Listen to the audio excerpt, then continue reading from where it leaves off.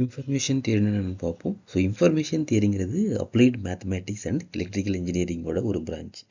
So இந்த information theory எதை பற்றி டீல் பண்ணுதுன்னு பார்த்தீங்கன்னா, குவான்டிஃபிகேஷன் ஆஃப் டேட்டா, அப்புறம் அந்த குவான்டிஃபை பண்ண டேட்டாவை ஸ்டோர் பண்ணுறது, அந்த ஸ்டோர் பண்ண டேட்டாவை வந்து எஃபிஷியண்ட்டாக கம்யூனிகேட் பண்ணுறது.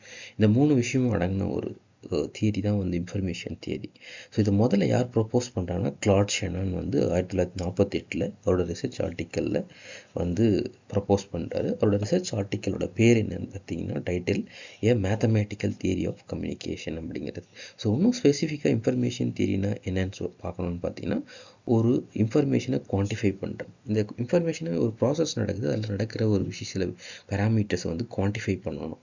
ஸோ அந்த குவான்டிஃபை பண்ண இன்ஃபர்மேஷனை டேட்டாவாக கன்வெர்ட் பண்ணணும். அந்த டேட்டா வந்து நியூமரிக்கலாக இல்லை அப்படின்னா அதை ஃபைனலாக நியூமரிக்கலாக கன்வெர்ட் பண்ணணும். இதுதான் குவான்டிஃபிகேஷனோட வேலை. இன்ஃபர்மேஷன், அதாவது இன்ஃபர்மேஷன் குவான்டிஃபிகேஷன்.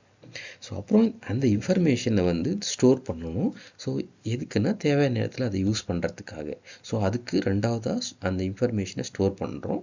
ஸோ ஸ்டோர் பண்ண இன்ஃபர்மேஷனை அது தேவையான நேரத்தில் கம்யூனிகேட் பண்ணணும். ஸோ அதுக்கு யூஸ் பண்ணுறது வந்து தேர்ட் ப்ராசஸ். அதாவது மூணாவதாக ஸ்டோர் பண்ண இன்ஃபர்மேஷனை தேவையான நேரத்தில் கம்யூனிகேட் பண்ணணும். இந்த 3 ப்ராசஸும் அடங்கின ஒரு விஷயம்தான் பார்த்தீங்கன்னா இன்ஃபர்மேஷன் தியரி.